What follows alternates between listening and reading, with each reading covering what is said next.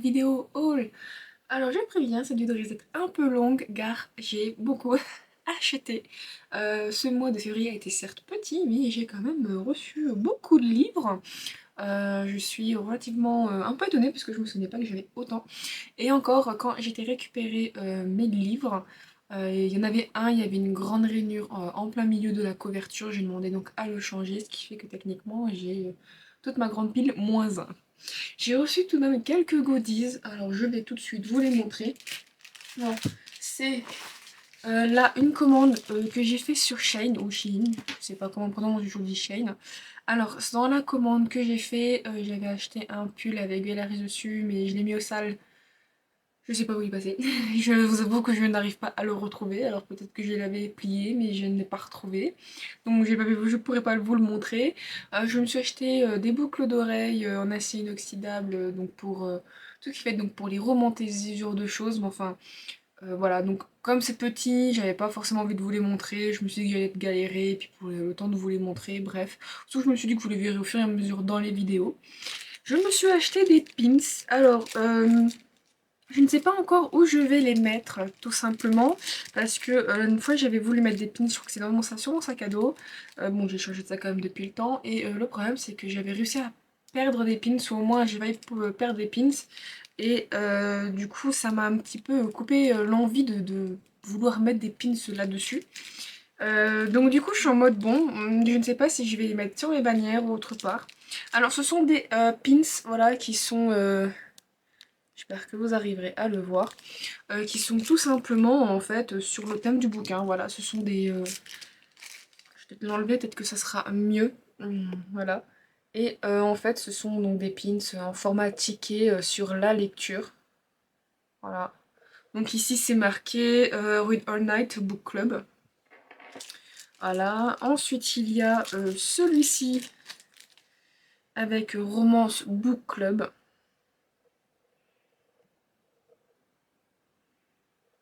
À la base, j'avais vu celui-là tout seul et j'ai réussi à en trouver plusieurs. Voilà. Ensuite, il y a Spooky Book Club. Alors ça, je sais que j'en lis beaucoup moins. À la base, en fait, je cherchais des... je cherchais plutôt des... comment que ça s'appelle, des stickers. En fait, j'ai des stickers que j'avais achetés il y a un petit moment. Et j'avais vu qu'ils existaient en pins. Mais enfin, je vais les chercher. J'ai pas retrouvé. Donc, bon, j'ai trouvé ça. Ça me plaît quand même, voilà. Alors, celui-là, c'est marqué Emotional Damage. Voilà. Toujours Book Club. Hein, donc, Book Club, pas loin. Alors, Chine, je ne commande très très peu, souvent, j'essaye d'éviter. Et bon, parfois, quand il y a des choses qui sont mignons et sympas dessus, c'est que là-dessus. Alors ici, il y a True Crime Book Club. Alors ça, c'est tout ce qui est thriller. Alors ça, typiquement, j'en lis beaucoup beaucoup moins. Ensuite, il y a le Young Adult Book Club. Alors le Young Adult, franchement, c'est vraiment un genre que j'ai énormément de mal. Il y a des Young Adultes qui passent très bien et d'autres moins bien. Et 1, 2, 3, 4, 5, 6. Voilà, donc c'est les... Ah non, si, ça vient un autre. Ah oui, celui-là. Bon, je suis un peu dégoûtée. Celui-ci, le design est trop classique à mon goût. C'est le fameux Smooth Club. Ah, j'ai beaucoup aimé, mais je trouve ça qui est très très classique, c'est un peu dommage. Et c'est le seul qui a aussi ce côté sur les tickets avec Admit One et le numéro de ticket. Les autres, ils sont moins ce côté. Ça a plus le format. Hop. Donc voilà, je suis plutôt contente de ces petits spins, ça là, je les trouve très jolis, c'est sympa. Ils en avaient d'autres sur le thème de, je crois, de un cotard. Est-ce que je les achèterai? Je sais pas, je verrai. Mais bon, voilà. Ensuite, je me suis acheté, donc ça j'ai pas tous les montrés, mais des stickers chez un peu mystique comme ça. Donc c'est tout à l'eau, j'avais déjà acheté il y a longtemps chez eux, tous ceux que j'avais sur les livres. Alors, je vous avoue que j'aurais bien voulu les avoir avant, car pour mon bullet journal, en fait, celui que j'ai donc pour 2024 avec le chat noir, j'avais très envie en fait justement de faire tout un thème sur le chat noir et j'avais pas assez de matériel. Malheureusement, ben je l'ai eu beaucoup trop tard quoi. Parce que cela aurait vraiment bien rentré, j'aurais pu faire en fait un côté mystique et essayer d'adapter au mieux. Et bon, peut-être que le prochain, parce que j'ai déjà quelques carnets vierges qui sont donc en attente que j'avais acheté. qui sont très très beaux aussi, avec une qualité de papier vraiment meilleure que ce que j'ai.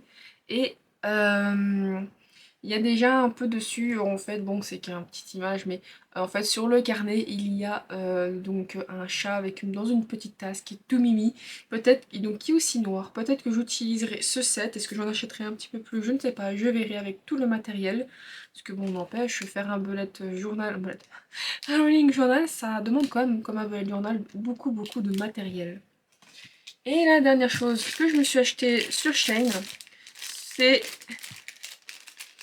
toujours des stickers, mais sur le thème d'un livre qui est actuellement en train de bien faire fureur, c'est Fourth Ring. Alors, je me les suis achetés. En fait, pourquoi j'ai pris sur Shein aussi, bon, Shein, en fait, typiquement, quand on va les acheter sur Amazon, vous les allez acheter par exemple une dizaine d'euros, mais quand vous allez les recevoir, vous allez exactement les recevoir, on va dire, dans le même emballage, avec marqué Made in China, vendu par un nom pas possible et inimaginable. Et en fait, on se rend compte que c'est le même vendeur que sur Shein. Et donc, du coup, je trouve ça un petit peu malheureusement malhonnête, malheureux, mais enfin voilà. Donc, du coup, je les ai achetés sur Amazon, même si vous pouvez les trouver sur Amazon. Voilà, donc j'avais vraiment très envie. Ils sont plutôt sympas. J'aime bien. Après, il y en a certains qui sont plus ou moins sympas que d'autres. Mais je me suis dit, voilà, j'ai adoré de lire Fourth Wing. Et je me suis dit, il y a de fortes chances qu'il faut que je change en fait l'arrière de ma Kindle. Ça fait un petit moment que je ne l'ai pas touché ma Kindle, et aussi bien en termes de lecture, parce que actuellement je lis beaucoup de livres physiques, et je me suis dit, il va falloir que je change, et pourquoi pas mettre aussi bien des stickers de livres que j'ai lus, que j'ai aimés, que par exemple sur le thème du dragon, ou tout simplement, comme j'ai dit, cette année c'est l'année du dragon, et je me suis fait un challenge dragon, à lire 12 livres de dragon, et je me suis dit, ça ira parfaitement pour décorer ma liseuse. Les derniers objets que j'ai donc reçus il n'y a pas longtemps, donc c'est les fameux cartes de tarot de Putty Pins. Voilà. Alors le thème pour celui-ci est assez particulier. C'était... alors techniquement, ça fait penser au vieux truc qu'on avait, bon, pour ceux qui encore se souviennent, par exemple 36 machin, 36 15, ben, c'est plus Minitel, ça moi je l'ai pas connu, mais par exemple envoie, je ne sais pas, un manga au 36 euros machin chose, et on avait des trucs à la con, bref. Donc c'est inspiré de ça, où là du coup chez les Américains, vu qu'ils n'ont pas le même système, c'est 1-800 Run a Monster, voilà, donc c'est ça. Voilà, le Monster Collection. Alors, je vois pas pourquoi la mise au point se fait mal. Et en fait, c'est basé sur un peu certains objets des années 90. Donc en fait, il y a tout un esthétisme comme ça, et avec tout des monstres. En fait, je pensais que c'était... Normalement, c'est quand même très inspiré des Monster Lovers. Je me suis dit, bon, j'en lis pas, ou peu, j'essaie de m'y mettre. Et en fait, en regardant, je me suis dit, mais ça, je lis dans mes romances paranormales, ça, je lis dans les romances paranormales, ça... Ah, alors techniquement, certaines romances pourraient rentrer dans la catégorie. Même si il y a bien deux choses différentes, parce que les romances paranormales, c'est pas exactement un monster lover, mais bon, disons que il y a des monstres et comme de la romance, voilà, donc l'un pourrait aller dans l'autre. Bref, donc j'aime beaucoup vraiment l'esthétique, plutôt l'esthétisme de ça. J'aime beaucoup en fait ce côté un petit peu rosé, le design toujours fait par Jemeline, alors, le compte Instagram c'est Jemeline C, je crois, si je me trompe pas, Jemeline C, avec un underscore. Après, en la fin de Jemeline, que j'aime vraiment beaucoup. Euh, Même si des fois ça passe, des fois ça passe pas. Voilà, et donc c'est toujours vendu chez Political Pins. Alors du coup, il y a donc le Kraken, donc la sirène. J'aime bien aussi, c'est que des fois ces personnages, c'est pas genre tout le temps des grands blonds blancs aux yeux bleus là, ou qui sont fins, musclés, ou même pour les femmes, des grandes cheveux noirs, fines ou que ce soit.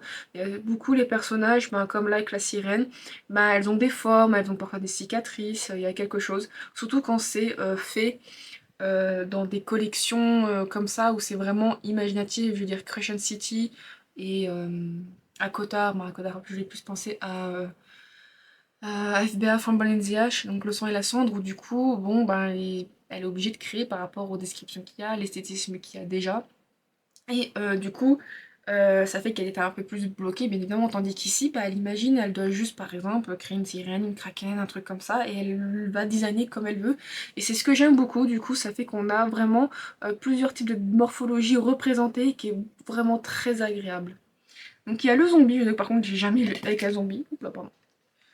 J'ai jamais lu avec le zombie, donc je trouve ça vraiment plutôt cool, très sympa. Mais après, c'est Monster Lover, vu que bah, c'est Blues et Romance Paranormal, Urban Fantasy, on retrouve tout le temps les mêmes monstres. Alors ensuite, bah, bien évidemment, voilà, allez, le vampire, hein, on va pas voilà, tergiverser dessus. Ensuite, il y a l'alien, voilà, et c'est vrai que les aliens, ça reste des romances très très particulières. J'en ai eu qu'une qui m'a extrêmement désappointée, qui m'a extrêmement déçue. Voilà, je m'attendais vraiment à autre chose. Mais je ne désespère pas en trouver un de bien. Alors, ça que j'ai jamais vraiment vu avec des orques. Peut-être que les gens de la thé pourraient, entre guillemets, combler ce manque de lecture. Alors, celui-là, il m'a fait rire. C'est le Minotaure. Voilà, où du coup il y a I got this meat. En fait, c'est de mauvais goût et drôle en même temps, c'est très bizarre. Sur le slip, il y a marqué I got the meat, donc j'ai la viande. C'est. Voilà, je pense que vous le voyez, c'est vraiment d'un mauvais goût mais drôle en même temps, je sais pas. Voilà, moi ça m'a fait rire. Celui-là, je l'aime bien, le werewolf. En même temps, j'aime bien les boîtes poilues. Ça c'est la Witch, j'aime beaucoup aussi le design, voilà, bah, le fait que comme j'ai dit, il y a autre chose que des représentations de blanc, voilà, une femme donc de couleur. Et j'adore en fait cet esthétisme, il y a quelque chose qui s'en dégage qui est incroyable. Celle-là aussi, dragon, j'aime beaucoup, il y a quelque chose, bon même si... Après bon, je pense que elle a un peu un côté asiatique, donc je pense que c'est pas fait exprès, mais il y a quand même quelque chose avec cette peau dorée qui rend bien la métamorphose. Voilà, enfin, ça fait un peu un semi-humain, c'est pas vraiment une métamorphe, donc voilà, mais j'aime beaucoup. Et là, je pense que voilà, il y a marqué Don't text me, et c'est un peu fait en mode téléphone, et c'est pas mal. Demon, voilà, donc bien évidemment, une autre bestiole que j'aime bien. Alors celle-là par contre, les gens, en vrai, s'il vous plaît, dites-moi, est-ce que vous avez vraiment déjà lu une romance avec le Mothman? C'est pas le Mothman, mais au moins avec un homme mythe, quoi. Je suis en mode, les gens, j'ai jamais vu. Après, vu que je rentre à peine dans cet univers, c'est vrai que je vais regarder vers les monstres qui m'intéressent le plus. Donc démons, loups-garous, genre de choses, peut-être des dragons, où je commence un petit peu à bifurquer. Mais ça, s'il vous plaît, si vous connaissez, dites-le moi dans les commentaires, que j'aille jeter un coup d'œil, peut-être que je lirai, peut-être pas. Sûr qu'en anglais je mettrai beaucoup plus de temps et j'aurai toujours une réticence, c'est psychologique. Mais franchement, si vous avez vraiment connaissance d'un livre sur le Mothman, comme ça, une romance, en vrai je suis preneuse, hein, parce que autant Orc, voilà, tout le reste que je n'ai pas lu, je sais que ça existe, je sais les autrices auxquelles je pourrais me tourner, même tout ce qui est Kraken, tentaculaire, mais que je fais pas. Et par contre le Mothman, voilà, bref. Et le dernier, c'est Gargoyle, donc qui est une gargouille. Même si ça aussi, j'en ai jamais lu. Je sais qu'il y a des romances un peu paranormales ou urban fantasy qui peuvent exister. Même si urban fantasy, il n'y a pas forcément de la romance. Ou je sais que par exemple, la série s'appelle Terry Billy. Où du coup, c'est aussi sur des gargouilles qui gardent en fait Paris. Enfin, je sais pas exactement, j'ai pas encore lu, mais je sais que c'est un peu justement le fait qu'il y ait des gargouilles dedans. C'est des tomes compagnons de mémoire et il y a de la romance dedans. Donc je me dis ça, voilà, et puis ça me surprend un petit peu moins comparé au Mothman. Voilà, donc du coup j'aime beaucoup cet esthétisme. En vrai, je veux pas dire que c'est ma collection préférée. Est-ce que du coup c'est le côté coloré aussi qui m'attire un peu plus l'œil ou parce que c'est plus original? C'est vrai que le fait que c'est le côté original est très attirant et très plaisant. Donc bon, après j'aime quand même la collection qui est Blood Born qui est du coup concentrée sur From Blood and Ash. Mais voilà, celui-là il y a vraiment un esthétisme qui est très sympa et très agréable, moi que j'aime beaucoup. Alors par contre je suis toujours déçue parce qu'elle va continuer pour le moment à faire des cartes, sauf que bah, je n'ai rien pour les ranger. Les tailles de ces cartes sont beaucoup plus grandes que des cartes Pokémon ou Yu-Gi-Oh! Donc je peux même pas, ou Magic, donc je peux même pas genre me dire bah je prends un rangement comme ça un peu aléatoire. Enfin, aléatoire. Ou au moins déjà pour me dire que je puisse les feuilleter et les regarder. Du coup je ne sais pas encore du tout où acheter ou quoi acheter pour essayer de les ranger. Elle a toujours pas lancé en fabrication ou quoi que ce soit. un porte-document spécial, surtout que bah, sa collection est vachement grande maintenant, même si ça part très vite, donc c'est extrêmement limité dans le temps. Euh, Elle a fait quand même beaucoup de collections. En plus, en ce mois de mars, il va y en avoir deux autres et j'espère que je les aurai aussi. Et bah, j'en ai beaucoup du coup qui traînent, qui sont dans une boîte. Un peu, c'est une boîte à nouilles, mais elle commence vraiment à être de plus en plus remplie. Je vais devoir peut-être changer. Et bon, bref, j'espère vraiment du coup pouvoir trouver de quoi ranger que je puisse feuilleter parce que des fois, voilà, juste pour l'imagination, ce genre de choses, c'est toujours agréable d'avoir un visuel, puis même sur ce qu'on a acheté. Bref, voilà, donc en ce qui concerne du coup déjà tout ce qui est objet, c'est fini, c'est déjà pas mal. Maintenant, on va passer aux livres.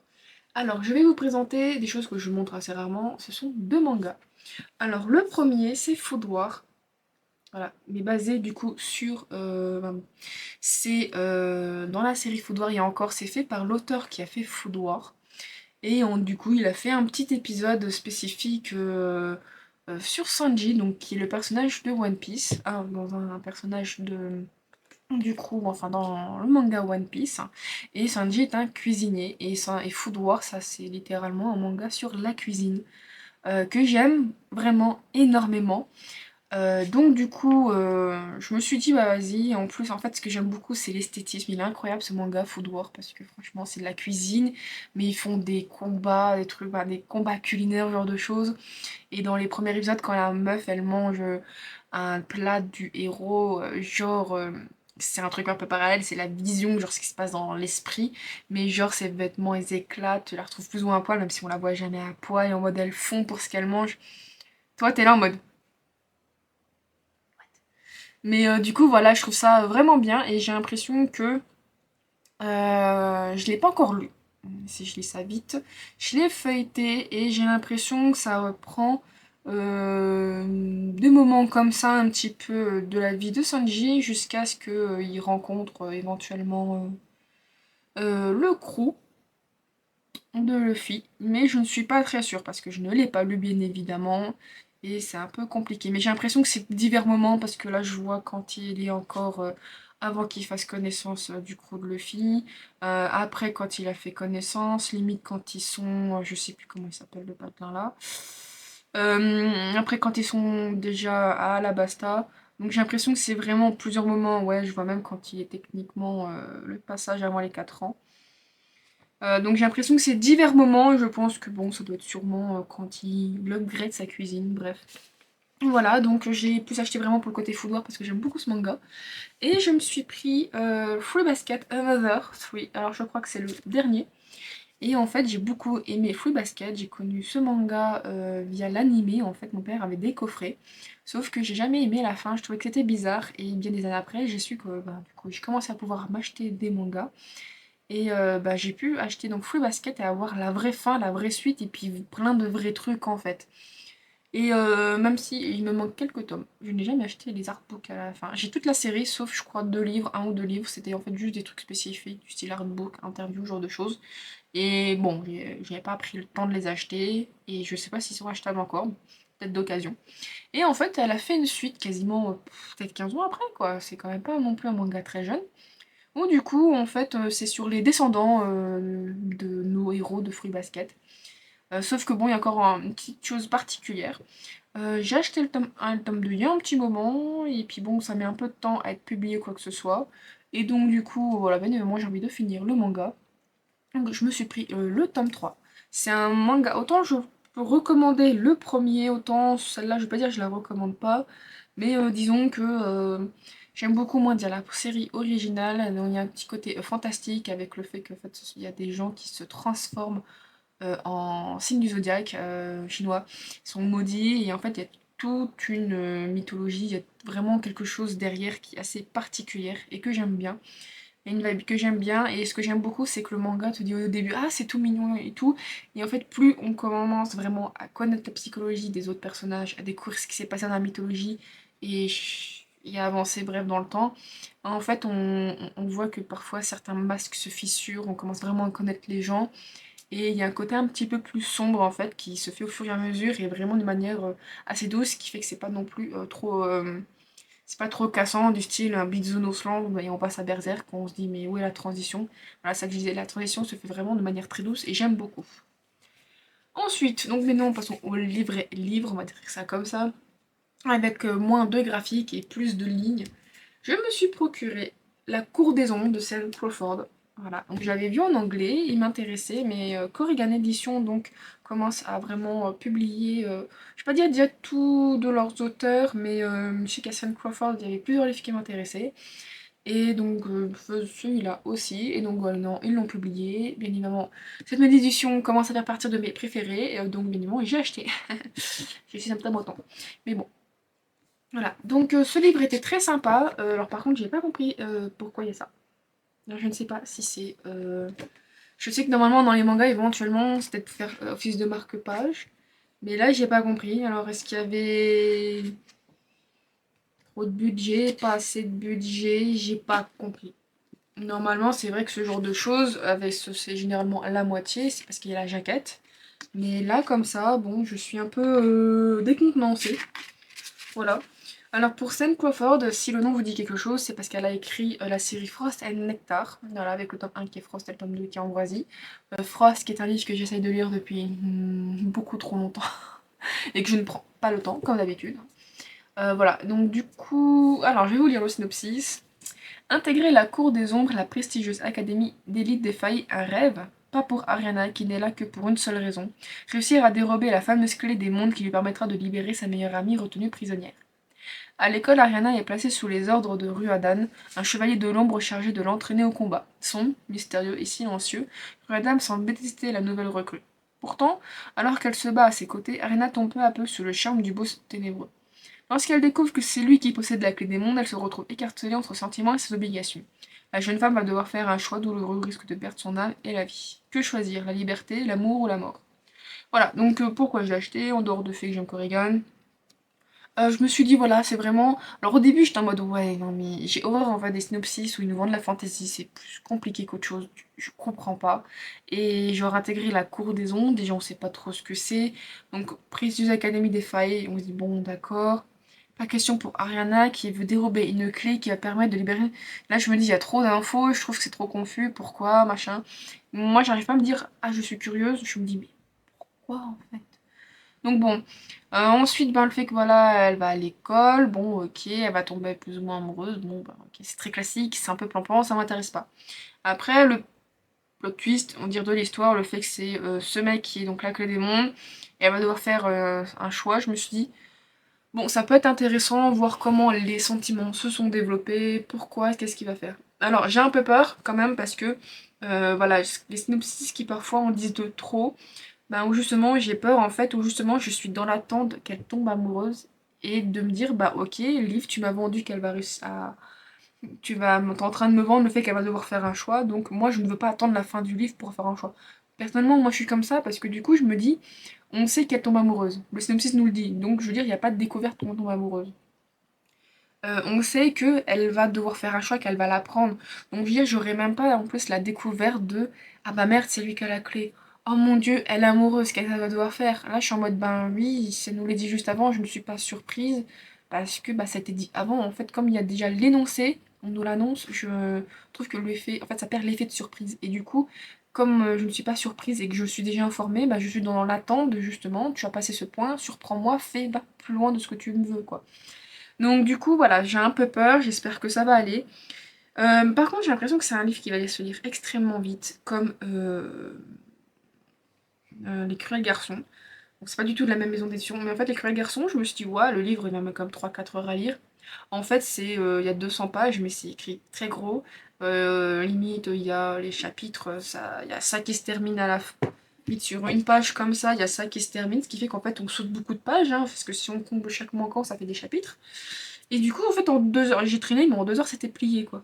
Et là, quand je regarde, ben, je vais montrer un début de chapitre. Quand je montre, ben, il y a comme de grandes marches, là. Je me dis, là, ça a l'air d'être très très gros, donc ça va se lire assez vite. J'ai recomparé à, par exemple, peut-être une mauvaise comparaison, mais j'ai fini Kate Daniels un instant. Je me dis, là, je trouve que, voilà, la page, bon, c'est un peu plus grand. de pas grand chose en plus. Je me dis c'est plus grand de pas grand chose. Les marches sont relativement petites, c'est écrit plus petit, c'est plus serré, donc j'ai senti dans ma lecture que les pages étaient beaucoup plus. Ma lecture était beaucoup plus lente, je mettais moins. Je mettais plus de temps en fait à lire par exemple 100 pages, je crois que je lis à peu près 100 pages en 1 heure. J'ai remarqué que mes 100 pages en 1 heure, en fait je mettais 1 heure et demie, c'était beaucoup plus long en fait. Donc bon, celui-là, il y a des choses qu'en fait, ils se lisent juste hyper vite. Après, à voir. Alors, ce livre, c'est de Naomi Novik. Donc la série, c'est donc c'est Scholomance, éducation meurtrière, si je me trompe pas. Donc de chez J'ai lu. Et en fait, ce livre m'intéressait depuis un petit moment, mais j'ai pas voulu le prendre parce que je ne sais pas. En fait, j'ai du mal avec J'ai lu des fois. Il y a des maisons d'édition, je suis un peu rébutée. Quand je vois, je suis en mode, bah, c'est pas ma priorité, ce qui fait que je vais mettre l'argent vers des maisons d'édition que j'aime plus que autre chose. Et là, j'étais en mode, bon, ça fait un petit moment qui m'intéressait.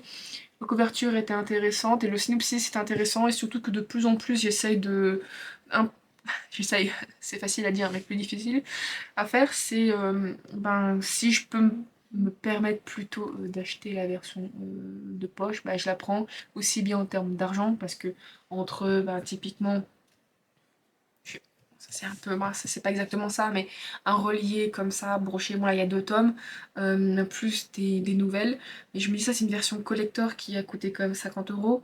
Ça fait quand même une somme, c'est extrêmement grand, c'est même les plus grands, j'ai eu beaucoup de mal à les ranger. De toute façon, ça se voit en haut de ma bibliothèque, juste ici. Avant, j'avais tous mes bookmarks qui allaient bien, j'ai dû du coup tout décaler. Limite, à un moment donné, c'était le seul qui m'emmerdait. Bref, et la taille de ça, c'est relativement fin, c'est beaucoup plus petit, on peut mettre plus de livres, du coup plus d'étagères. Voilà, je me suis dit que j'allais essayer de m'acheter plus de format de poche. Surtout qu'après, j'avais vu que celui-là, mais je crois qu'en fait, c'était publié par Pygmalion, je crois, je sais plus exactement. Bref, donc bon, après, ce qui m'intéressait dans ce livre, c'était le côté école, éducation meurtrière, le fait que, ben, on va dire, pas comme Fourth Wing, mais Fourth Wing, qui est une école militaire qui, du coup, automatiquement, seuls les plus forts survivent. Ici, il y avait un peu, on dirait, ce côté-là, c'est ça qui m'intéressait. Alors, en ce qui concerne le synopsis, bienvenue à la Scholomance, une école pour les surdoués de la magie où l'échec signifie la mort. Dans cet établissement, il n'y a ni professeur, ni vacances, ni amitié, sauf celles qui sont stratégiques. Et Galadriel Higgins est particulièrement bien préparée pour sa première année. Elle n'a peut-être pas d'alliés, mais elle possède un pouvoir assez puissant pour raser des montagnes. Elle semble donc de tailler... Elle semble donc de tailler à affronter cette scolarité hors norme. Je trouve que la phrase n'est pas très... Ouais, bon, elles semblent donc de taille à affronter. Elles semblent donc de taille. Ah oui, non, non, c'est moi. Elles semblent donc de taille. Ah, c'est moi qui m'a lu, pardon. Elles sont donc de taille à affronter cette scolarité hors norme. Le problème, sa magie pourrait aussi tuer tous les autres élèves. Voilà, en vrai, c'est vrai que j'ai une obsession qui disait trop rien, mais assez justement, parce que bah, le fait que c'est une école où en fait on peut mourir, donc il y a moins ce côté, des fois dans certains livres où bah, justement on sait que on peut pas avoir peur pour les autres personnages parce qu'ils mourront pas, on sait que c'est des personnages principaux, du coup on est en mode ah, bah, justement, on est même pas en mode ah, on est en mode ouais, bah il t'arrive rien, vas-y, passe, hein. Tandis que là, si on a la mort comme qui s'approche, bon, même si on se dit bah ces personnages ils vont pas forcément mourir, il y a quand même cette peur. Et le fait bah, qu'elle a l'air d'être très puissante, déjà préparée, je me suis dit ouais, ça peut être très sympa et à voir ce que ça donne en fait. Donc voilà, bon par contre là on sent qu'il y a une volonté d'économie de pages, c'est incroyable la place et tout qui est qui est vraiment compacté. C'est pour ça aussi que c'est vrai que les formats de poche, j'avais à un moment donné un peu plus de mal parce que bah, tout est compacté. Un peu une question d'économie, mais voilà. L'économie de place en ce qui concerne les étagères, mais moins d'économie là-dedans. Et bon, vu que moi j'étais avec mes yeux, j'ai commencé un petit peu à. Je commence à devenir myope, ça me faisait mal aux yeux de lire des trucs comme ça. Mais bon, bref. Ensuite, du TJ Clown. Bien évidemment, bien évidemment, non. Dans la vie des pantins, voilà, il est sorti début février et regardez-moi ce jaspage qui est simplement très très beau. Voilà. Alors, ce monsieur, j'ai toujours pas lu de livre de lui. Alors, le mois dernier, j'ai reçu voilà, toute la série du Clan Planète en édition très très belle qui m'a coûté 200 balles. J'avais récupéré un livre qui était La maison. La maison. au-dessus de la Versailles, si je me trompe pas. Et ça, c'était une amie qui m'avait dit qu'elle l'avait lu, qu'elle avait beaucoup aimé. Donc elle me l'avait recommandé, donc bien évidemment, ben, j'étais voilà. Autant pour le Clan Bennett, ça m'intéressait de base, même si c'est vrai qu'Elise de Book and the Cup arrêtait pas d'en parler à un moment donné. Mais j'avais pas fait le rapprochement que c'était ça, j'ai cru que c'était encore un autre livre, moi. Et quand j'ai fait le rapprochement, j'ai dit ah. Et en fait, de base, c'est un peu une romance paranormale, mais MM, moi, c'est ce que j'aime lire, donc du coup, j'étais déjà intéressée de base. Voilà. Donc du coup, vu que c'est de l'auteur, que c'est très très beau aussi, bon ben j'ai craqué, surtout pour la beauté. Mais j'étais curieuse parce qu'en fait, ça s'inspire beaucoup du c'est une genre pour moi de réécriture à la limite du conte de Pinocchio. Voilà. Autant j'aime beaucoup les réécritures, mais Pinocchio c'est vraiment un conte que je n'ai jamais vraiment lu réécrit en termes de réécriture. Et généralement les gens vont se tourner, bah, on va dire, entre Cendrillon, La Belle et la Bête, voilà, où du coup ils arrivent à un petit peu plus facilement, bah, je trouve, les genres qui sont le plus représentés, ce que j'ai trouvé plus trouvé, plus lu. Par contre Pinocchio, jamais, voilà. Alors je ne vous lis pas le synopsis, si en fait je me souviens plus. Alors pénétré dans une forêt étrange et suivi le voyage extraordinaire d'une famille faite de pièces détachées. Victor est le dernier humain vivant depuis que l'humanité a été éradiquée. Il partage la vie de trois robots, son père, Giovanni, l'infirmière, Rachel, aux tendances sociopathes mais au grand cœur, et Rambo, un petit aspirateur anxieux. Tous vivent en sécurité dans une maisonnette perchée dans un arbre. Leur vie parfaite bascule lorsque Victor ramène de la casse un nouvel androïde qui alerte involontairement l'autorité de l'endroit où se cache Giovanni. Ce dernier est capturé puis transféré à la ville des rêves électriques. Pour le groupe d'amis, le temps presse. Ils doivent le retrouver avant qu'il soit reprogrammé, sa mémoire effacée. Mais bientôt, c'est l'existence même de Victor qui se retrouve menacée. Voilà. Donc bon, c'est plus la hype qui m'a fait acheter ce livre, comme d'habitude. Hein, comme d'habitude, non. Mais voilà, disons que bah, la hype, le fait que j'ai... Même si maintenant il y a moins le côté de Saxus avec les collecteurs qui partent, voilà. Donc bon, je me suis dit... il fallait que je me le procure. Bon, bien que c'est pour moi un bel objet livre dans ma bibliothèque. J'aime beaucoup après le jaspage qu'il y a aussi au-dessus et en dessous. Voilà. Donc bon, c'est aussi comme le côté réécriture Pinocchio qui m'a un peu plus intéressée, si je dois vraiment parler un peu plus sérieusement aussi, en ce qui concerne ce qui m'intéresse. Alors la jaquette est pas incroyable de l'autre côté, franchement, je suis pas... Franchement, des fois je préfère qu'il y ait rien que ça. J'aime... Bref, voilà. Le hardback est très très basique. Voilà, c'est pas incroyable, il y a que de ce côté. Voilà. Bon, après, ça reste comme un beau collector, c'est vrai que pour le côté jaspage et tout. Bon, c'est comme pour 26,90, mais voilà. Après, j'espère que le livre sera aussi bien qu'il est beau. Alors, ce livre, il fait débat, beaucoup de débats. C'est Fortune. Voilà. Donc, la série, ils l'ont pas noté, ce que je trouve très bête, mais la série, c'est The Empyreans. Voilà. Tome 1, Fourth Ring, donc de Rebecca Yarros chez Hugo Roman. Donc déjà je l'ai lu, bien évidemment. Je vais pas en parler ici parce que je pense que je vais faire bien évidemment ma vidéo. Et déjà en termes de collector, franchement quand je l'ai vu, il est très très beau. Après quand même 30 balles, je suis en mode ouais, j'aime bien le jaspage, il est vraiment beau.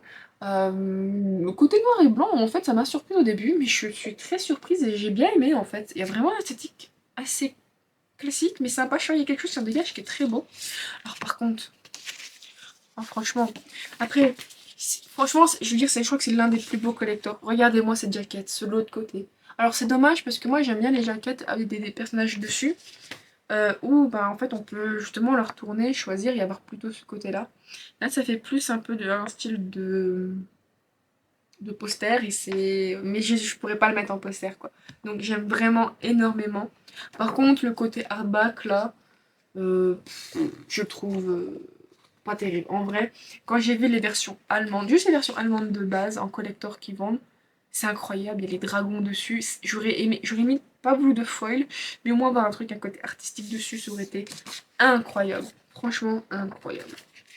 Après, bien évidemment, ça, voilà, les N-Paper qui sont pas du tout les mêmes de ce côté-là et de l'autre côté. Alors, je vais pas le montrer parce que là, c'est vrai que techniquement, ça spoil un peu. J'ai regardé la vidéo de Nina Quill sur la traduction de ce livre. Et disons que ça confirme mes ressentis. J'ai lu ce livre et pour moi il y a des problèmes de traduction.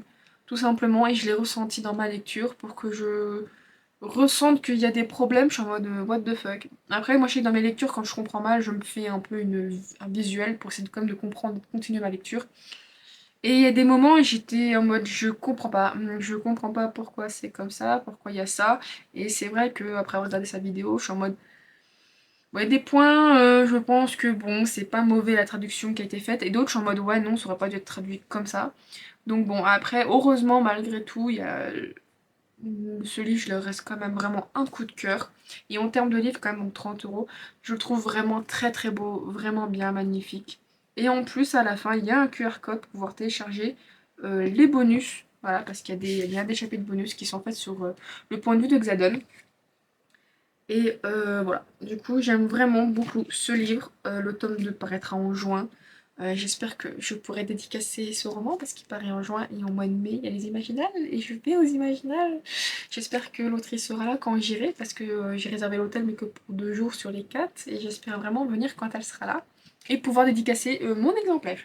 Mais je pense quand même que je me procurerai la version anglaise pour mieux ressentir en fait le film. Mais bon, je verrai, de toute façon en anglais, ça a toujours été voilà, un débat. Alors en ce qui concerne le synopsis, c'est Violette qui du coup on vraiment monte dans The Fantasy, il y a des systèmes de cadrans, mais en fait c'est un peu genre il y a les fantassins qui est donc du coup les soldats de base, il y a les cavaliers, en plus on devrait dire plutôt des dragonniers, mais enfin des gens qui vont donc monter sur les dragons. Ensuite, il y aura les scribes et les guérisseurs. Donc les scribes, on va dire, c'est un petit peu tout ce qui est historien. Et justement, elle était censée aller au scribe, sauf que la mère de Violette est une générale et elle lui dit non, en tant que sœur Engale, tu iras chez les dragonniers. Donc du coup, on va suivre elle justement dans ses déboires, le fait qu'elle va euh, justement y aller là-bas, même si elle est en fait, des conditions fragiles. Du coup, il y a beaucoup de gens qui ne veulent pas qu'elle soit là-bas. Et beaucoup de gens en veulent en fait parce que c'est une sœur Engale et donc du coup la fille de la générale. Et voilà, donc on va la suivre, essayer de se renforcer, essayer justement de prouver aux autres qu'elle peut y arriver, qu'elle peut être aussi une dragonnière. Et voilà, donc il y aura plein d'autres choses. Et franchement, j'ai beaucoup aimé c'est pas un young adulte, mais on dirait un genre de new adulte, je sais pas. C'est des jeunes adultes, voilà, c'est plutôt des jeunes adultes. Ou du coup, mais je trouve que c'est pas dans le young adulte ou des. C'est vraiment genre les débuts de vingtenaire, mais avec une certaine pensée un peu plus adulte, je trouve, que des jeunes adultes qui ont à peine leurs 18 ans. Bref, franchement, c'était très très bien, voilà. Et donc, du coup, elle va devoir survivre, essayer de comprendre qu'est-ce qui se passe dans l'espace, bref, voilà. Et je le recommande chaudement. Ensuite, nous allons passer à 2 livres en anglais que j'ai reçus et que je ne pensais pas recevoir. Alors, c'est Légende N.L.A.T. De Travis Baldry et Bookshop and Bone Dust. Voilà, donc c'était bon, ça c'est le tome 05, ça c'est le tome 1. Mieux vous lire le tome 1 et après celui-là. C'est ce que j'ai entendu dire. Mais après, je me dis aussi pour des fois, il y a des préquels qui sont été écrits et pensés pour être lus en fait après le tome 1 parce que justement, il y a moins ce côté découverte. Généralement, les premiers tomes, il y a toujours un peu ce côté découverte où l'écrivain a tendance à mettre des fois plus de temps à moins expliquer l'histoire et l'univers. Tandis que bah, les préquels, ils considèrent que les gens qui vont lire ça, ils ont déjà lu les tomes 1. Donc du coup, ça peut être toujours plus compliqué. Bref, donc du coup, ce livre, j'avais essayé de l'acheter en français, à un moment donné, soi-disant, j'étais possible de l'acheter en hardback. Bref, j'ai eu des problèmes en fait avec la FNAC. Et du coup, quand j'ai vu que l'info allait être faite en mode, ben du coup, comme il y a le tome 05 qui allait sortir, ils allaient republier le tome 1, je me suis dit, vas-y, allez hop, j'en profite. Et j'aime beaucoup, voilà, donc déjà, alors j'étais un peu déçue de ce Jaspage pour celui-là, je l'ai pas trouvé terrible, terrible, bref, mais j'aime beaucoup un peu ce côté, très foil, comme ça. Alors, les gens élatés, du coup, ça serait sur un Cozy Mystery, avec, voilà, du coup, dans un café. Je trouve que c'est très bien, c'est très sympa. J'aime beaucoup Danny Pepper, qui est en soi, du coup, la couverture originale du brochet, j'aime bien. Alors, par contre, c'est le même des deux côtés. Hop, c'est le même des deux côtés. Donc, bon, voilà. Par contre, un peu déçu, mais après, c'est l'habitude aussi d'avoir acheté des Fairy Loot. Je crois que c'est des Fairy Loot. C'est, bah voilà, quoi. C'est tout blanc. C'est tout blanc et le problème c'est que les derniers que j'ai achetés, bah en fait c'est souvent des jaquettes réversibles. Ouais, j'ai acheté et surtout que j'ai reçu, il y en a certains que je n'ai pas encore reçus, en fait qui sont aussi tout blancs. Et le fait que c'était réversible, bah j'adore, hein, surtout qu'en plus j'ai tendance à la retourner parce que j'aime beaucoup plus le côté, le fait que c'est des couples et des dessins, moi j'aime bien. Et voilà, je suis en mode, bah, il n'y a rien. Et donc ici, du coup, c'est le box sur Bundes, voilà. Alors ici, j'aime beaucoup plus ce jaspage, mais on a moins le côté café parce que justement, de mémoire, elle n'a pas encore le café. C'est justement avant qu'elle ait le café, un peu ses aventures de comment elle a réussi à obtenir l'argent. Donc ici aussi, il n'y a pas de... pour la jaquette. Alors par contre, ici, il y a des livres. Alors je pense à dire peut-être qu'elle ira à un moment donné dans une bibliothèque. Je ne peux pas exactement dire, mais au vu de la couverture du brochet, qui est sur une paper, ça a l'air d'être ça. Voilà, donc c'est pas mauvais, je les ai eu comme... voilà. De toute façon, un prix Ferrero, de toute façon, ça en livre, je paye des frais de conversion, puis en plus on est obligé de payer avec la carte. Donc bon, voilà.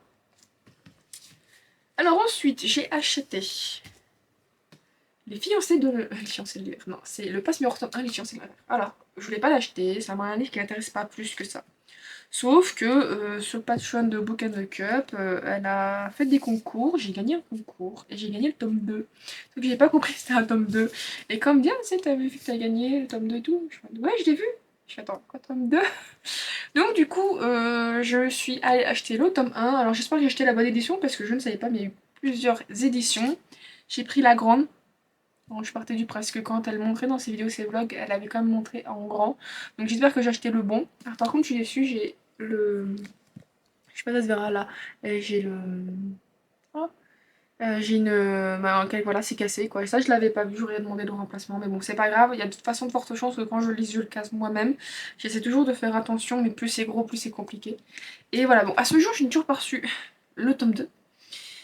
Donc c'est un tome 2, mais c'est un tome 2 où elle a tout annoté, ce genre de choses, avec des petits dessins, donc j'ai hâte de voir ce qu'elle va donner, ce que ça va faire, vu que moi je galère encore à noter. Déjà, les post-it, j'ai encore du mal à les mettre, là j'en ai... Bon là il y a 2 tomes, j'essaye, vraiment, mais j'ai beaucoup de mal.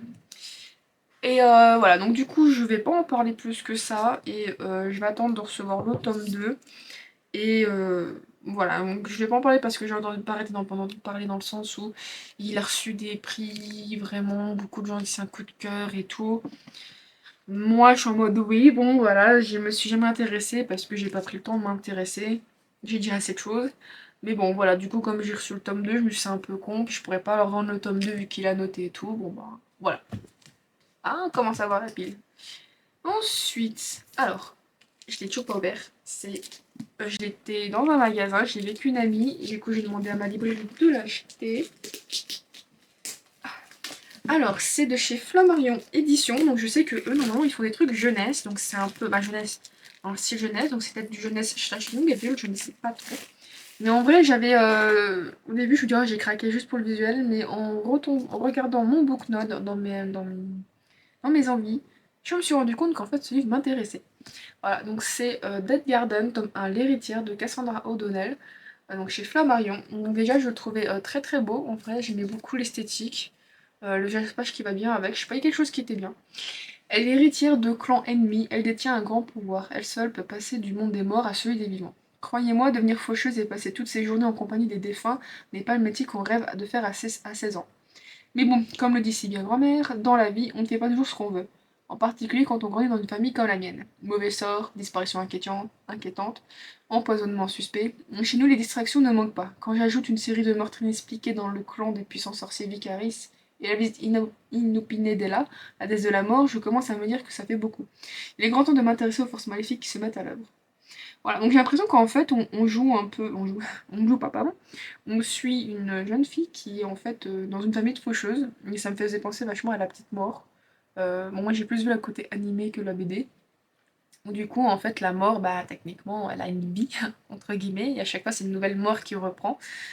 J'ai l'impression que ça faisait ça, et en fait, ça m'a vachement intéressée. Bon, le côté jeunesse, j'ai toujours un peu peur. Je me suis dit, bon, à voir comment ça donne. Après, si c'est 16 ans, mais qu'elle est faucheuse depuis longtemps et qu'elle est quand même mature, ça peut toujours passer. Et en vrai, je me suis dit, bon, comment que ça se passe dans cet univers? Est-ce que là, il y a plusieurs faucheuses? Est-ce que c'est une faucheuse partout? Et du coup, voilà, comment ça va être? Et en fait, c'est ça qui m'avait vraiment intéressée dans le synopsis avant de voir le livre. En fait, j'avais vu d'abord le livre et après le synopsis. Et... Oh, c'est écrit...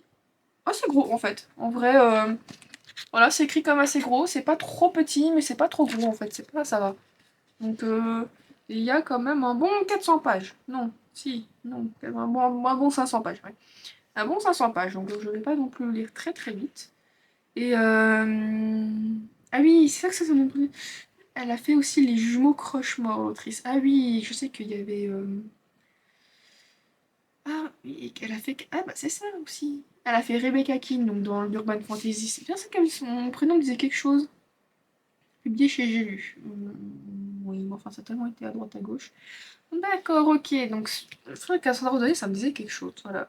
Mais bon, du coup, j'ai beaucoup été intéressée par ce côté mort, en fait, voir comment ça allait être mis en avant. Voilà, et je vous avoue qu'au début, quand j'ai lu, je dis, ah bah c'est un nouveau livre, puis après, je me suis dit, mais non, en fait, je l'avais mis dans mes envies. Voilà. Ensuite, je me suis pris ce truc. Alors, ce truc, c'est la suite donc, du tome 1, mais non, de Les Garçons Perdus, Cruel Garçon Perdu, The Dark One. Euh, Je crois que j'ai pas encore publié les vidéos. Mais j'ai lu le tome 1, ça c'est le tome 2, donc de Nikiti Salcrow chez Roncière Édition. Donc Roncière Édition, c'est que de la dark romance. Et en fait, le tome 1, bon, j'en parle dans ma vidéo, mais disons que si je devais le résumer, si vous attendez à quelque chose de profond, en dehors du smooth, bien évidemment, ça c'est très profond. Mais si vous attendez à quelque chose de plus littéraire dans le sens là, je dirais bien passer votre chemin. C'est vraiment une meuf qui a juste envie de se faire tringler, je suis désolée. Du coup, c'est pas. Voilà. Si vous avez envie de lire de la fesse, c'est très intéressant, voire un petit peu légèrement dark. Si vous voulez pas de la fesse, quelque chose un peu plus profond, quoi que ce soit, comme je dis en dehors de smut, passez votre chemin, c'est pas votre truc. Ou voilà, faut vraiment prendre son cerveau, le mettre vaguement, parce que. Euh, En vrai, j'ai trouvé. Ah, il y a des choses qui sont perdues, qui doivent être retrouvées. J'ai vite trouvé où c'était quoi, qu'est-ce qui correspondait à quoi. Il y a quand même des retours de son situation qui étaient bien, voilà, bref. Donc du coup, je me suis procuré quand même le tome 2 parce que bah voilà, j'ai quand même bien aimé. Je me suis dit, bah je vais quand même laisser sa chance. Bon, 17,90, il coûte un euro moins cher que l'autre de mémoire, je crois. Il est un peu plus épais et j'aime beaucoup le Jaspa, j'ai quelque chose de très sympa. Voilà. Euh, et donc on va suivre bien évidemment la suite de péripéties. Donc le synopsis, bon, il est un peu spoilant, donc en gros, Winnie décide de rester au pays imaginaire afin d'aider Peter Pan. Pour faire quoi, je vais pas vous le dire. Mais aussi une question de garder de trône. Mais il y a une guerre qui se prépare et l'île enchantée n'a jamais été en si grand péril. Alors que Peter Pan est à deux doigts de retrouver sa pleine puissance, il y a un petit problème qui fait qu'il va devoir aller au territoire de Crochet. Or sur cette terre pleine de magie, tout le monde a faim de pouvoir, y compris ceux que l'on considère comme ses plus proches alliés. Voilà, donc qu'est-ce qui va se passer? Voilà, alors en vrai je voulais lire la suite, j'avais vu des commentaires sur Booknote comme quoi le 2 est comme mieux ou était très bien, même si certains n'avaient pas l'air d'apprécier, mais bon j'ai un peu peur comme de ce que donne cette série parce que ça reste un peu dark et surtout que ben, le tome 3 en fait ça a l'air de tomber de plus en plus, je sais pas, vers le n'importe quoi. J'ai l'impression qu'en fait chez les gens qui aiment bien la dark ça reste plutôt sympa, chez d'autres qui déjà étaient pas terribles, aiment moins la suite, donc bon, voilà. Du coup, moi je l'ai pris parce que vraiment, ben, j'avais quand même pas trop mal aimé le tome 1, c'était sympa, ça fait un petit divertissement, même si des fois j'étais un peu gênée, j'ai quand même ressenti des choses, c'est ça que c'est qui m'a surpris, donc bon voilà. Alors ce livre, j'ai déjà le tome en anglais, et alors, challenge Romantaisie, s'il vous plaît, prêtez. Alors, le challenge Romantaisie est en cours et j'ai voulu lire en anglais, mais j'y arriverai pas. J'ai beaucoup de mal. Et je me suis dit, bon, j'ai envie de lire enfin des romantaisies qui me donnent trop envie. J'ai envie d'être à jour, en parler avec des gens, même si je parle à personne. Et du coup, en anglais, c'était un peu compliqué, donc je me suis dit, bah, je vais me procurer le tome 1. En plus, le tome 2 de la version que j'ai, parce que moi j'ai une version un peu spéciale en anglais, le tome 2, il n'est plus imprimé avec la couverture alternative. Du coup, je suis extrêmement dégoûtée, j'espère que ça va revenir, et j'aurais aimé avoir tout. Donc il y a peut-être moyen que je l'achète pas la suite en fait en anglais. Donc du coup voilà, au moins je me dis il y a les collectors françaises, je sais pas ce que donne la traduction, mais bon voilà. Du coup je me suis procuré le tome 1 pour pouvoir le lire plus facilement, pour le challenge Romantasy, puis pour moi-même bien évidemment. Alors je me voyais pas qu'il était aussi grand que ça, j'espère que j'arriverai à le ranger. Donc c'est le Pont de Tempête, tome 1 de Daniel L. Jensen, donc chez Brajlon. Voilà, donc le collector, voilà, je vous le montre quand même rapidement parce qu'il a quand même beaucoup tourné à sa sortie. Je crois qu'il y a le tome 3. Alors, en fait, c'est une série, c'est un peu un truc particulier, ce que les Américaines parfois aiment bien faire. Il y a un très grand univers, techniquement c'est une très grande série, et un certain nombre de bouquins va être ensuite attribuer un couple ou quoi que ce soit. Et là, pour le pont des tempêtes, même si c'est The Butch Kingdom, c'est le pont du royaume, pas le pont des tempêtes, mais bon, voilà.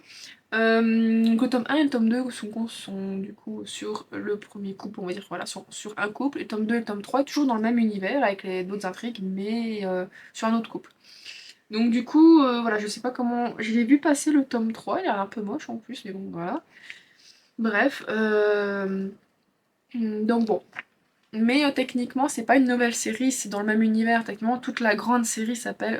bah, on va le prendre en fait, mais toute la grande série s'appelle The Butch Kingdom. Ça, je trouve ça un peu dommage qu'ils ont pas, de façon comme d'hab, fait correctement les choses et dire, bah voilà, Butch Kingdom, et celui-là, le pont des tempêtes, celui-là, c'est autre chose. Donc bon, bref. Alors, mais évidemment, le Hand Paper sont plus que magnifiques. Le hardback, j'adore ce marbré, il est incroyable. En fait, quand j'ai vu la version collector, j'étais dégoûtée d'avoir acheté la version anglaise parce que je trouve que la collector est très très très belle. Mais à la carte du pont des tempêtes que Ninaku a repris du coup pour bah, le Généreux Montesi. C'est logique, hein. Elle va pas recréer un truc totalement à côté de la plaque. Donc le fin ressemble à ça. Ouais. Donc voilà, en ce qui concerne le pont des tempêtes, entraîné aux arts de la guerre, de l'espionnage et de la séduction, Lara est l'arme secrète de son père, le roi de Maridrina. Deux certitudes guident ses pas, le roi d'Aren Itikana et son ennemi juré, c'est à elle qu'il revient de mettre à genoux. Alors, dans ce monde ravagé par les tempêtes sauvages, le pont qui parcourt d'Itikana est la seule voie commerciale, et Itikana abuse de ce pouvoir pour s'enrichir aux dépens de ses voisins exsangues. Sous prétexte d'honorer un traité de paix, Lara doit épouser le roi Arène, et fracturer les défenses de ce pont imprenable. Mais alors qu'elle apprend à connaître ce lieu dangereux et envoûtant, un Éden luxuriant cerné par des mers tumultueuses, ainsi que l'homme qui le gouverne, elle remet en question tout ce qu'elle pensait savoir. Lara va devoir choisir son propre destin. Sera-t-elle une tueuse de roi ou la sauveuse d'un peuple? Voilà. Donc 28 €, voilà, ce livre m'intéressait déjà de base bien avant, donc du coup voilà. Je pourrais plus facilement le piocher dans ma palle pour le piocher pour la romantaisie. Alors, celui-là, je pensais pas je pensais qu'il sortait au mois de mars, mais en fait, il est sorti fin février. Alors, en termes de collector, il est très beau. Franchement, magnifique. Voilà. Donc, c'est Bookmark Edition avec leur série Lost Kingdom. Donc, la série, c'est Dark Fairy Tail, La Malédiction des Roses de K.F. Boigny. Et franchement, j'aime beaucoup le design. J'espère juste par contre, je l'ai à côté, et alors j'espère que je vais rien casser. Bon, je vais pas le sortir, il est trop compacté. Parce que j'ai le Descendant de la Nuit qui est juste à côté, qui est aussi du coup de The Lost Kingdom. Et en fait, j'espère vraiment qu'ils font la même taille parce que il y a trop de taille chez eux, j'en ai marre en fait. Et donc du coup, voilà, donc je le trouve vraiment très très beau. Vraiment sympa. Alors le jaspage aussi est vraiment magnifique, il est de bonne qualité, j'aime beaucoup les couleurs, elles sont vives. Enfin, vives en termes de... Je sais pas comment dire ça, mais il y a quelque chose qui est très bien. 27,99 quand même. Voilà. Donc pour public averti, et en fait c'est une réécriture de La Belle et la Bête. Voilà. Moi je vois le mot réécriture Belle et la Bête, je dis oui. J'aime beaucoup le paper par contre, c'est très beau. Même si les commentaires, j'ai vu qu'en fait sur Booknote il n'y avait pas de très beaux commentaires, j'étais en mode ah, j'espère quand même qu'il est bien. Après bon, je sais pas du tout les commentaires, c'est vrai que je lis, c'est plus les étoiles, je vois qu'il est à 3,5, je suis en mode bon, j'espère qu'il est quand même bien parce que c'est toujours ça chiant quand on prend la collector. Donc une réécriture très haute, délicieusement sombre de La Belle et la Bête. La Bête, la créature qui hante la forêt interdite et mes pires cauchemars. Le prince dragon. Afin de sauver ma famille d'une malédiction qui tue tout le royaume à petit feu, je me vois dans l'obligation de m'infiltrer sur le territoire de la Bête. Ça ne sera pas la première fois, j'en suis toujours ressortie. Mais cette fois sera différente. Devenue sa prisonnière, je découvre que derrière la Bête se cache un homme puissant, inquiétant et difficile. Il est le dernier métamorphe, mais sera-t-il notre sauveur à tous? Pour ma part, j'ai bien peur qu'il me signe ma perte. Alors, j'espère que j'ai l'impression qu'en fait, il y a des dragons. Genre, j'ai pas prévu ça dans ma réécriture parce qu'on parle de bête, donc bête peut avoir plusieurs significations, plusieurs sens. Et le prince dragon, je me souvenais pas qu'il y avait ça. Mais enfin voilà, de toute façon, moi, dès qu'il y a le mot réécriture belle et la bête, j'ai tendance à un peu trop foncer dessus. Voilà. Mais j'aime beaucoup le visuel, il est vraiment magnifique. Et le dernier livre, et après, cette vidéo sera très longue, je pourrais même pas couper. Alors, le dernier livre n'est rien d'autre que un livre que je n'ai toujours pas fini de lire. Faudrait peut-être que je les ouvre avant de vous les montrer. Ça. Moins de grosse perte de temps. Hop, alors c'est de chez De Saxus. C'est vrai que j'ai beaucoup moins de De Saxus ces derniers temps. Alors c'est l'Empire des damnés. Donc le tome 2 de l'Empire du Vampire de J. Christophe. Alors, bon, en fait, j'ai un peu de mal. Ah oui, c'est vrai elle se retourne la jaquette. C'est vrai. Moi, j'aime bien l'esthétisme là. En fait, je suis toujours dans la lecture du tome 1. En fait, le tome 1 me faisait peur. Du coup, avec une amie, avec une bonne connaissance, elle m'a dit, bah vas-y, on commence. On va faire tout le J. Christophe. Elles ont fini depuis un moment, sauf que moi, j'ai beaucoup de mal. Je suis un peu plus de la moitié. Et en fait, ce livre est pas mauvais, mais psychologiquement, en fait, je me dis, si ma tête a un gros truc et j'ai beaucoup de mal, et en plus, comme je lis et je n'ai pas la sensation de réussir à finir des livres, psychologiquement, je me dis, j'avance pour rien, j'avance pas. Donc, psychologiquement, ça fait vachement mal, vachement mal chez moi, même si ces derniers temps, j'ai vachement lu beaucoup. Du coup, je suis en mode, bah, j'ai fini beaucoup de livres, donc je suis contente, je vais pouvoir essayer de le réattaquer un peu. Et au début, je voulais pas me le prendre parce que j'arrivais pas à me décider si j'aimais bien ou pas, mais plus je lisais, plus je me disais en fait ce livre est bien. Ça sera clairement pas un coup de cœur parce que vu que je me suis arrêtée de trop nombreuses fois, il y a des fois j'ai du mal. J'aime beaucoup le principe, mais il y a des chances que le tome 1 soit juste un bon 4 étoiles, quand même, une très bonne lecture. Mais le fait que ça soit comme très condensé, j'ai un peu de mal. Bref. Et en vrai, je me suis dit, vu qu'il me plaît quand même, bah, je vais me prendre l'Empire des damnés. Voilà. Comme ça, quand je reverrai mon ami, je lui dirai, bon, commence-le, mais pas trop vite. Comme ça, je pourrai le lire avec elle. Bon, essayer, du moins, bien évidemment. Donc voilà. Après, bon, je vais pas le raconter parce que je crois que ça spoil. Et même moi, je me suis déjà pas lu moi-même, donc je vais pas le lire maintenant. Mais en tout cas, voilà, ça reprend donc la suite de ce livre. Alors j'ai une impression qu'il est vachement moins beau. Non, c'est une impression. Bon après, il faut voir dans l'histoire parce que j'aimais beaucoup les illustrations et tout. Et là, j'ai l'impression que c'est pas illustré par la même personne. Oh si, ça a l'air d'être illustré par la même personne. Bon bref, alors, quoi qu'il en soit, voilà, donc c'est le tome 2, il va rejoindre le tome 1, que je n'ai pas fini, donc il faudra que je le finisse. Mais voilà, c'est comme un beau bébé de 30 €. Donc voilà, je vais quand même enlever ça pour que ça gêne moins. Mais voici tous mes achats et comme d'habitude, voilà, je pense que ça se voit malheureusement, j'ai beaucoup de livres en relié. Je me dis mon livre collector. En même temps, je trouve qu'en termes de prise de main, c'est plus facile un truc comme ça qu'un brochet. Je trouve que j'ai plus de mal à le maintenir et surtout que je me dis un livre comme ça, en général, vu qu'il y a tout un système particulier, j'ai moins peur de l'ouvrir en grand que ça, où je sais que ben, déjà j'ai souvent mal aux doigts parce que je le tiens d'une certaine manière et pour pas casser la tranche qui est ici. Mais bon, c'est pas plus mal. Puis bon, je le sais que certains vont être lus rapidement. Je suis désolée de Dark One, je pense que je m'y mets une petite après-midi, c'est fini en 2, peut-être 3 heures, même pas tout pété. Voilà. Pont des tempêtes, il va être bientôt lu. Et je verrai pour le reste. Bref, voilà. Donc voici tous mes achats. Hey, comme d'habitude, comme d'habitude, non. Mais là, bref, j'ai oublié en fait de vous montrer dans le book haul ce livre, voilà, Fil d'or d'Ophélie Duchemin chez Plume Blanche Édition. Et en fait, c'est parce que j'avais fait un réel dessus où je montrais l'ouverture de la box de Once Upon a Book. Donc je vous invite à aller le voir parce que bah, j'ai reçu quelques goodies que je n'ai pas montré dans la vidéo. C'est un choix de ma part, totalement. Et du coup, bah, il y avait bien évidemment ce livre qui du coup vient de la série Les Gardiens d'Ulgurine. Si je me trompe pas, moi que c'est d'Ulgurine, mais je pense que c'est d'Ulgurine. Bref, et voilà, du coup, c'était dedans, donc c'est une réécriture, si je me trompe pas, de Réponse, même si Fil d'or me fait un peu penser au conte de Rapenshenkin. Mais pour moi, ça serait plus de Fil d'or pour la simple et bonne raison que si j'arrive à vous le montrer, ben voilà, il y a tout simplement en bas de page des lampions, et les lampions me font énormément penser à la scène où justement dans le film Réponse, elle est sur le bateau avec, je crois que c'est Flynn, et du coup avec la chanson, je crois que j'ai mis en plus justement dans le réel. Donc voilà, du coup en plus c'est une trilogie, et j'ai pas encore lu les premiers, mais bon, je pense qu'à la limite, si ça me plaît vraiment, je ferais peut-être un vlog spécial sur la série. Les vlogs spéciaux, en vrai, je les crée plus au feeling que vraiment parce que je les prévois par certains. Donc voilà, du coup, c'est le petit rajout de la vidéo. Ah, c'est pas mal, maintenant il faut que je trouve la place dans mes bibliothèques, comme chaque mois. Bref, voilà, donc j'espère que cette vidéo vous aura plu. Voilà, donc tâton habituel, me suivez moi sur Instagram, n'hésitez pas à me suivre pour ne rien louper de mes vidéos, à mettre un petit commentaire et un pouce bleu. Mais par contre, en vrai, je suis vraiment curieuse si certains d'entre vous ont déjà lu un livre de Monster Romance avec le Mothman, en vrai. S'il vous plaît, dites-moi le nom. Même si vous avez toutes la même référence, c'est pas grave, dites-le moi, je veux savoir.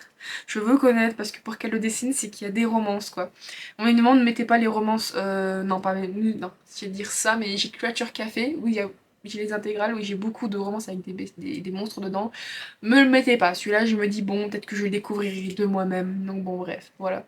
En tout cas, merci beaucoup d'avoir regardé cette vidéo, et je vous dis à la prochaine. Bye bye.